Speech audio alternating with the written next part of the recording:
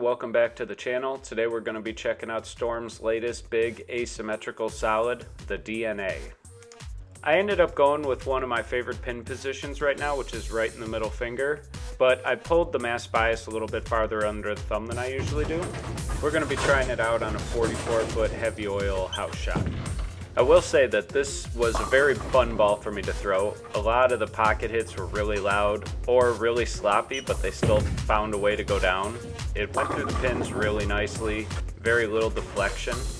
And that's one of the biggest things that I look for when I'm picking my arsenals. I want to make sure that I have stuff that I don't have to hit extra to get it to not bounce off. Because for me that can cause errant shots like that double dribble miss outside. At this point in filming, I didn't really realize that I can just roll it nice and easy. I was trying to kind of push it down the lane, playing farther right and seeing if it would work from there. Later on I'll move left and get a nice roll on it, and you'll see the amount of hold that this ball can provide as well as the extra drive through the pins. Although all things considered, I really did like it playing a little farther right than I probably should have been. It had good power through the pins and good carry on the mixers. In comparison, we're going to be checking out the Storm Supernova, another asymmetrical solid cover stock bowling ball. This one is also the only other ball that I have with almost the same layout. The mass bias is kicked off about an inch to the right from my DNA, which causes it to check a little bit earlier. But I also feel like this cover has a little bit of an earlier check than the DNA as well. I definitely felt like I needed to keep the Supernova in the heavier oil on the lane a little bit longer than I had to do with the DNA. To be completely honest, I don't use the Supernova on almost any house shots, even a longer volume heavy oil house shot like this, just because of that fact that it does kind of grab too early for me. But because of that, it does give me a good look on a lot of the higher volume sport shots that don't show as much dry on the outside of the lane. So right here, I feel like I really do need to be firing the Supernova pretty fast to keep it on line, to keep it from over-checking the pocket. But I know that that's gonna make me flirt with pushing through the break point and coming up behind the head pin, giving away my carry. So ideally, I'd want to move about 2-to-1 left. Maybe even 4-to-2 left, and slow down that ball speed a little bit and get it to properly face. I just have to be a little more conscientious when I'm playing the Supernova. I really need to be alert about what's going on the lane, because when it's grabbing that early, moves can come pretty fast and it's hard to stay in a similar line. So here I jump about 6 and 3 left with the DNA, back off the ball speed just a hair and get pretty rolly with it.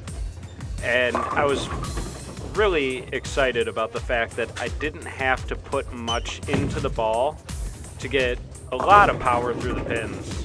Once I opened up the lane, as long as I put a decent roll on the DNA, it really did a lot of the work for me. It had great ball motion, a lot of continuation through the pins, and it's a really versatile piece. This one I sent out a little bit wide and missed it a hair with the hand, so it burned up a touch, but all in all, very impressed with what it could do and how it looked from a lot of different angles on the lane.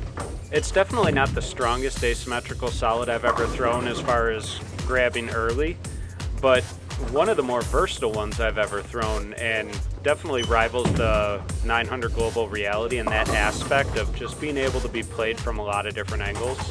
So even with the 6-to-3 move left, I still felt like I really had to fire the Supernova a lot harder and kind of trick it with the hand a little bit to get it to stay on line long enough to get through the pins.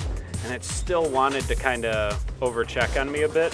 So with that higher speed, if I did miss it a bit outside, it came up behind the head pin, didn't flush all the way and bounced off it like that one. And if I slowed it down too much, then I was going to overdrive that pocket and come through the nose.